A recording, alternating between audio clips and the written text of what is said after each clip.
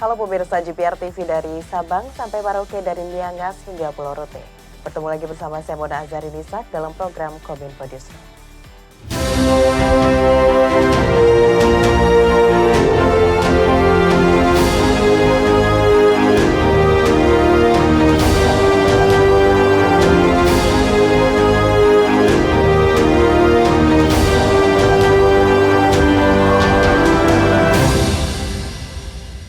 Pemirsa, kita ke informasi pertama. Menteri Komunikasi dan Informatika Budi Ari Setiadi secara resmi melantik Fadila Matar sebagai Direktur Utama Bakti Kominfo periode 2023 hingga 2028 pada hari ini.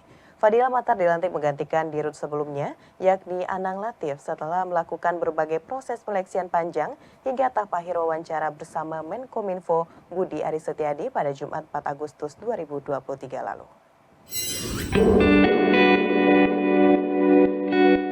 Menteri Komunikasi dan Informatika Budi Ari Setiadi melantik Direktur Utama Badan Aksesibilitas Telekomunikasi dan Informasi terbaru yaitu Fadila Matar periode 2023 hingga 2028 di Gedung Kementerian Komunikasi dan Informatika Jakarta Pusat pada Senin 14 Agustus 2023. Pengangkatan ini berdasarkan Surat Keputusan Menteri Komunikasi dan Informatika Republik Indonesia Nomor 362 Tahun 2023 tentang pengangkatan Direktur Utama Bakti Kemenkominfo Republik Indonesia. Menkominfo dalam konferensi persnya menyampaikan setelah dilantik sebagai Dirut Bakti saat ini, Fadila harus menyelesaikan beberapa tugas strategis yang harus segera dijalankan, seperti ketersediaan layanan telekomunikasi satelit, hot backup satelit untuk Satria, Palaparing, proyek base transceiver station dan akses internet di seluruh Indonesia, terutama untuk daerah yang termasuk ke dalam 3T terdepan, tertinggal, dan terluar. Tak hanya itu, Budi juga meminta Dirut Bakti Kominfo yang baru untuk segera melakukan evaluasi secara menyeluruh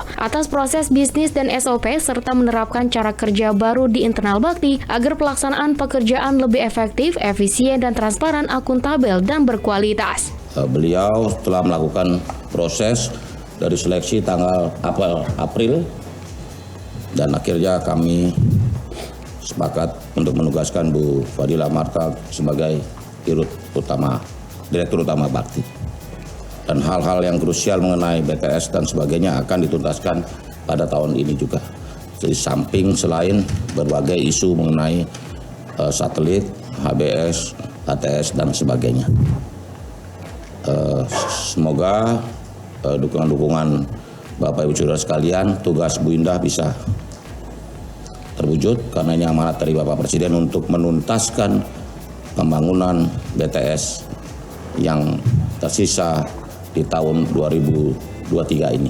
Adapun sebelum menjabat sebagai Dirut Bakti menggantikan Anang Latif yang tersandung kasus korupsi BTS, Fadila Matar menjabat sebagai Direktur Sumber Daya dan Administrasi Bakti dan setelahnya diangkat sebagai PLT Direktur Utama Bakti, yakni berdasarkan Surat Perintah Pelaksanaan Tugas Nomor 5-M.Kominfo-KP.01-0/01/2023 pada 9 Januari 2023 lalu. Saat ini dirinya secara resmi terpilih menjadi Dirut Bakti usai lolos hingga tahapan akhir pada seleksi kedua berupa wawancara bersama Menkominfo pada Jumat 4 Agustus 2023 lalu mengalahkan dua kandidat lainnya yakni Ade Dimiyanti dan Kustanto. Untuk melanjutkan tugasnya sebagai Dirut Bakti Kominfo yang baru, Fadila juga menyampaikan tugas yang akan ia lakukan adalah melakukan pembenahan di internal tata kelola Bakti Kominfo secara menyeluruh guna mengembalikan kepercayaan masyarakat terhadap Bakti Kominfo ke depannya.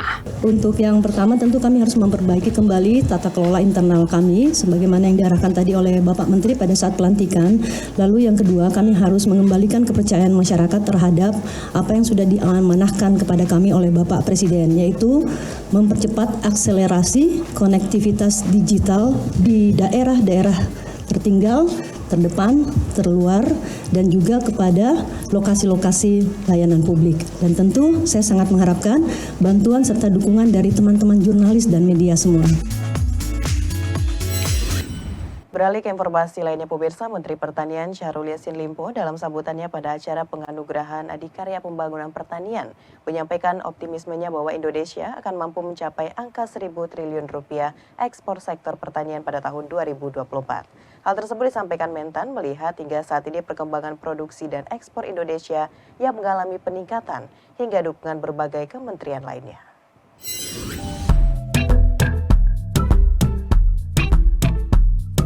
Dalam acara penyerahan penghargaan Adikarya Pembangunan Pertanian di Aula Istana Wakil Presiden, Menteri Pertanian Republik Indonesia Syahrul Yassin Limpo menyebutkan, dengan berbagai dukungan yang telah ada selama ini dari banyak pihak, ia optimis bahwa Indonesia akan mencapai angka 1.000 triliun rupiah dalam sektor ekspor pertanian di tahun 2024.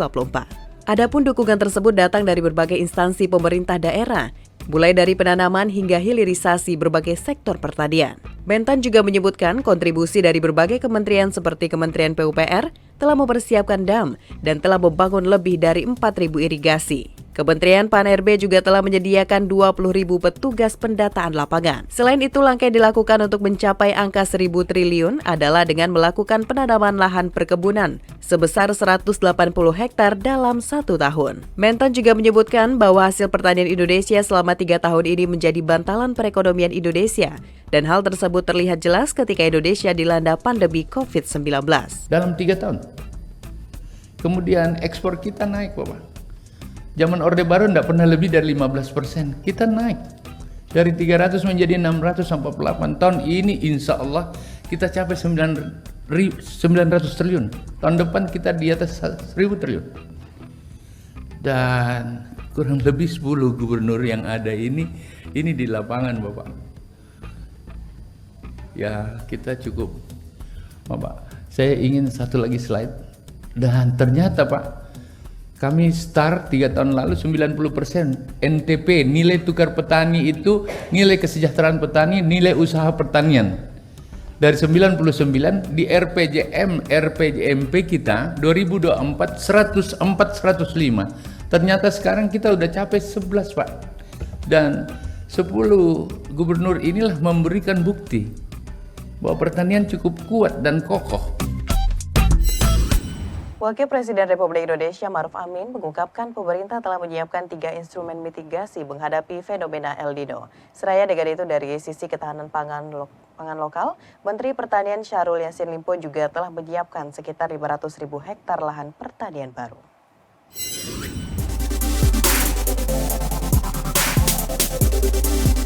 Indonesia diprediksi akan mengalami fenomena El Nino atau pemanasan suhu muka laut yang terjadi di Samudra Pasifik bagian tengah dan berpotensi mengakibatkan berkurangnya curah hujan serta menimbulkan kekeringan di sekitar bulan Oktober hingga November.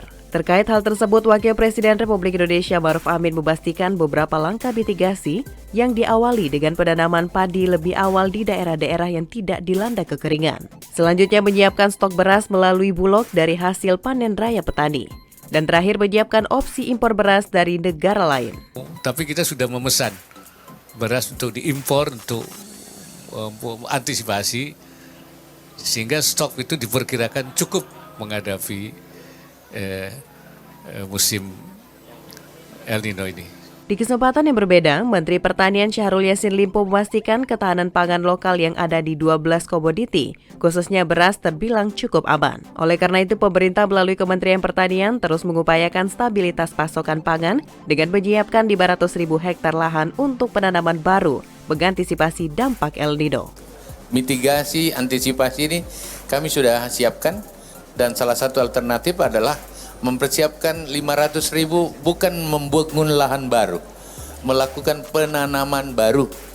Jadi memperkuat, membooster penanaman yang ada 500.000. Dengan demikian akan menghasilkan 3 juta ton gabah dan hasilnya akan mencapai 1,5 juta ton beras. Kita berharap pangan seperti itu. Pangan lokal dijaga oleh daerah masing-masing.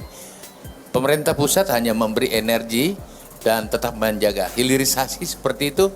Perintah Bapak Presiden, perintah Bapak Wakil Presiden, kita tahun ini masuk pada hilirisasi yang maksimal untuk membangun komoditi kita yang sudah siap untuk menjadi konsumsi ekspor global.